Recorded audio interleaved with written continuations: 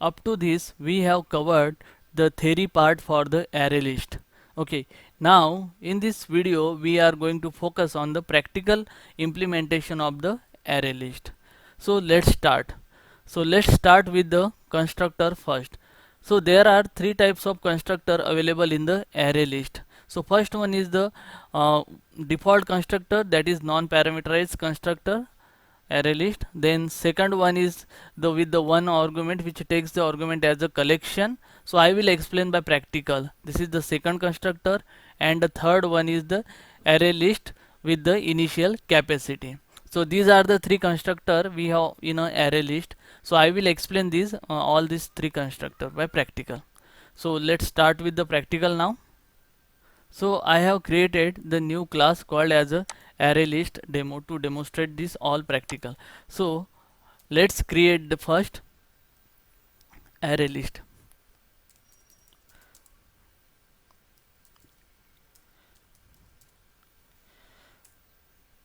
So let me give the, you must know how to create the any object, right? So I will create the object of list.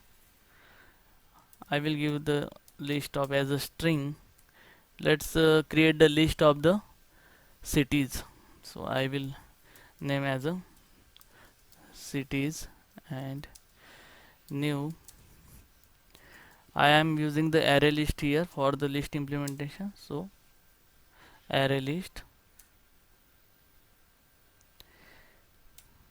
So this is the by using the default constructor which don't take any argument. So in this way we can create the list, right? So now I want to add the new element into the list. So suppose I want to add the one city. So how to add? We have the method called as a add. So let's copy this cities dot add, and let's add one city called as a city 1. So this is our first city I have added. Now let's add another element also in this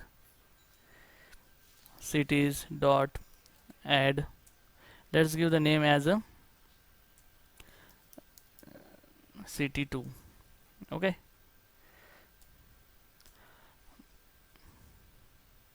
sorry. So I have added the two element in the cities list. Now let's try to print. For printing, system.out.println, right? Or you can directly use the shortcut sysout and control space. System.out.println. I will print this list cities. Okay. Now let's try to run this. Run as a Java application. So here you can find our list as a city1 and city2. So here we have created the one list using the default constructor, that is the new array list. Now let me try to create a list using a second constructor, that is parameterized constructor, which takes the argument as a collection.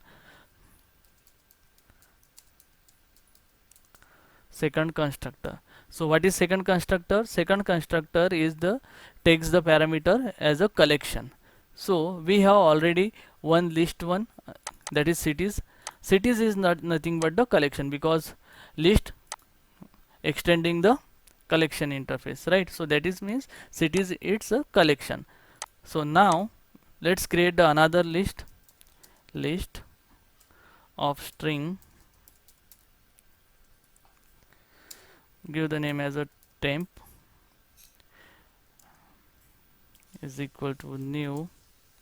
Now I want to use the second constructor, second type of constructor, which takes the parameter collection. So now give this parameter cities. Cities is nothing but our first list. So here you can find we have created the list using the existing list, right? Here we have not added any element, right? But still, if you can find to print this list,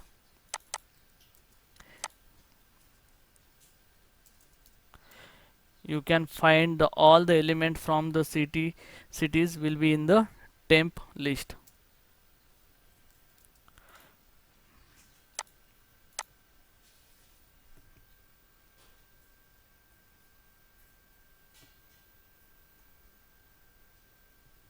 So here you can find we have the two list printed. So first one is whatever we have created using the default constructor, and after that we have added the two element. Now we have created the second list, that is temp, by using the first list, then we have printed. So that is all about the second constructor. Now let's try to understand the third constructor.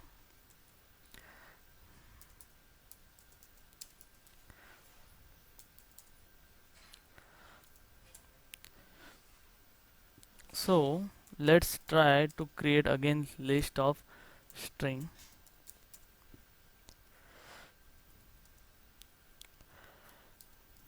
Let's give the name as a capacity list is equal to new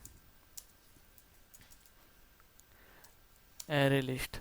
So here you can find we have the third constructor which takes the parameter as a initial capacity, right?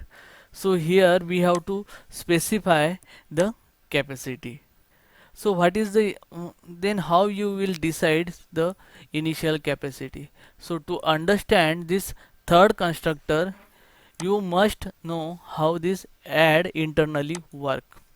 So if you open this class array list, at the top you will find, so default capacity is 10. For the array list, default capacity is 10. Means whenever we have created the list, it will create the list with the initial capacity as a 10. Before explaining this, I will explain how the add will work internally. That after that you can only understand what is the third constructor.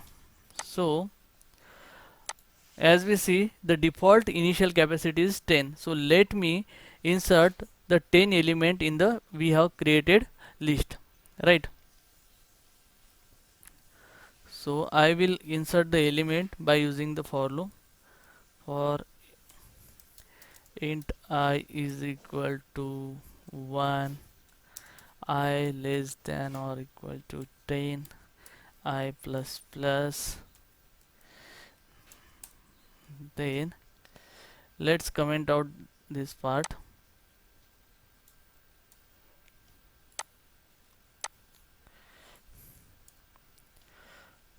So now I will add the element into cities. Cities dot add element. I will give name as a city and will append the value of I. So it will add the city's name like city 1, 2, 3, 4 up to city 10. After that, once added, I will print this first. Sys out cities. It should contain the 10 cities now. So here you can find city 1, city 2, city 3 up to city 10. So all 10 element currently in the list. So now we have entered the 10 element. So means whatever the default capacity we have entered that much element into the list.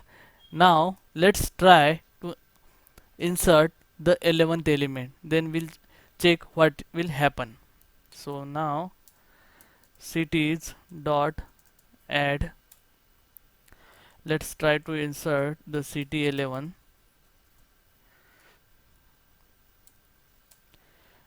and we'll print again.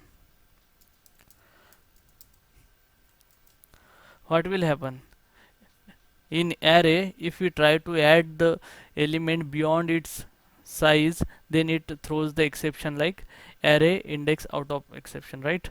But what will happen in the array list? We have seen it has the underlying data structure as a growable or resizable array. So let's try what will happen. So here you can find the city11 is get added, means even the initial default capacity is 10, we are able to add the new element, that is 11th element in the list. But how it is possible? Means internally it is growing its size, right? So what is the logic behind the growing the size, how it is happening behind the scene? So let's check that. So for that, let's give the one breakpoint here.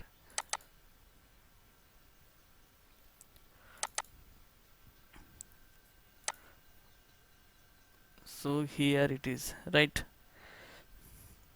So first remove this debug point, otherwise it will show the debug point for this 10 loop also. So let's try to run. Now what we have done, we have put the debugger point here, right? Now let's try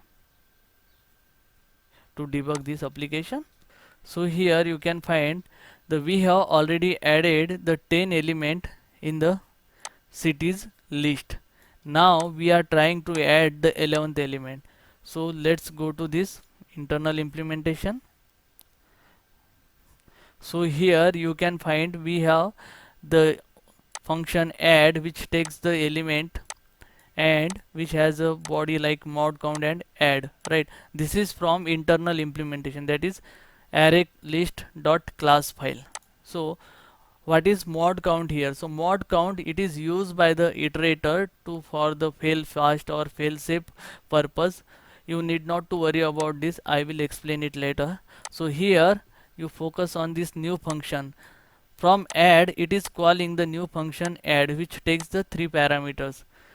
The first one is the element which we are going to add. The second one is the already the elemented entered into the list and the size. So here let's go to the add function. So here you can find here internally from this add, it is calling the one function, that is grow. So let's go to the grow function now. From this it is calling again grow function. Let's go into the grow function. So here is the logic for increasing the size. So it is increasing the new capacity by using this formula. It is approximately increasing by the 50%. Means it is, if we have the old capacity as the 10, then the new capacity will be the 15. Even we are trying to add the new element, one single element, it will increase the capacity by the 50% directly. Consider that we have the capacity as the 50, then the new capacity will be directly 75. Even we are trying to add the one single element. So here you can find what is the capacity calculated. So here you can find new capacity is 15. So old capacity was 10, now the new capacity is 15. Even we are trying to add the new element. Now here you can find what it is doing, it is using the copy of. So what is it doing? It is simply copying the all the elements from our existing list to the newly created list of new size. Means what is it doing? It will keep our existing list as it is, which has a 10 element. It will create the new list of the size 15. It will create the new list of the size 15. Then it will copy all the element from the existing list. Here we have the 10 element, right? So it will copy the all these 10 element to the newly created list. Then it will add our new element at the end of the all the element. So like that. So here you can find what is this element data now. So we have the element of the list up to 10, and after that it is all null, because now the new capacity is the 15 and we have already copied the 10 element here. but the 5 will be the null because we have not entered anything like that. Now it will append this element to the 10th index, means after the all the element we have added. Now we can find here. So now you can find we have the CT11 added and all 4 are null. So like this add will happen. You hope so guys, you are clear with the add functionality. What it is doing, if it reach to the default capacity, default capacity is the 10, right? If we have already added the 10 element and now we are trying to add the 11th element, so what it will do, it will create the new list with the new calculated capacity. So what will be the new calculated capacity? It will increase by the 50%. Let me explain by pictorial representation. Consider this is the list we have 1 2 3, like we have, this is the first list, right? Now we are trying to 11th, trying to add the 11th element. So what it will do, it will create the new list of the default size will be the 15 now, and will copy this all element into the new element, right? And now this default capacity is the 15 now, right? So other element will be the null,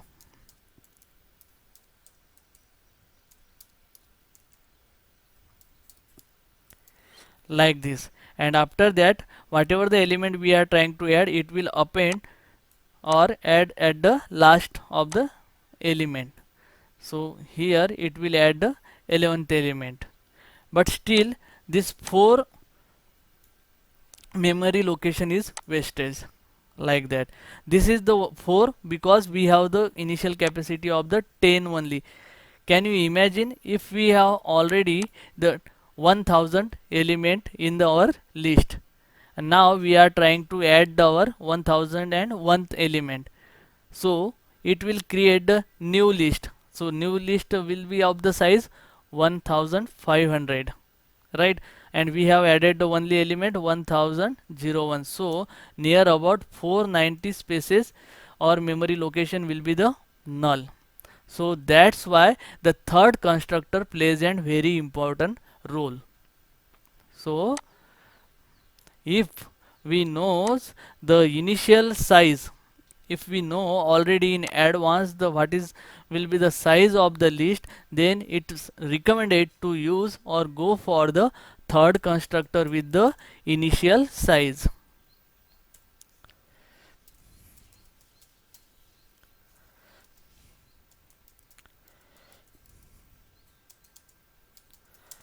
New array list with the initial size. Now I know the I am going to use the 11 element, right? So I will specify the element. So what will happen, so whatever we have seen in a last time, that when we try to add the 11th element, the last 4 spaces have the null value, right? So that should not happen now, because this we have specified the by default initial capacity as a 11. So now let's try to add this 10 element into the list size, okay? And after that, let's try to add 11th element, right? Try to run now. This should be list size, newly created one.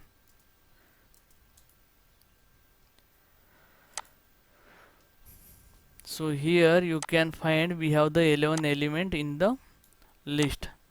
Let's try to debug again in this case also.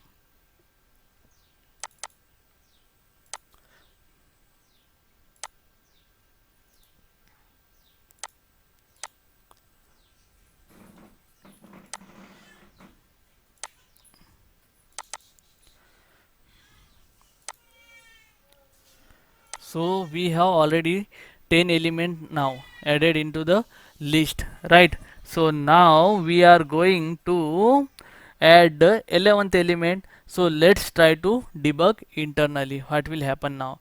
So go to the internal implementation, then again go to the add function internally, then here it will not call the grow function, it will directly add the 11th element. So here you can find element data as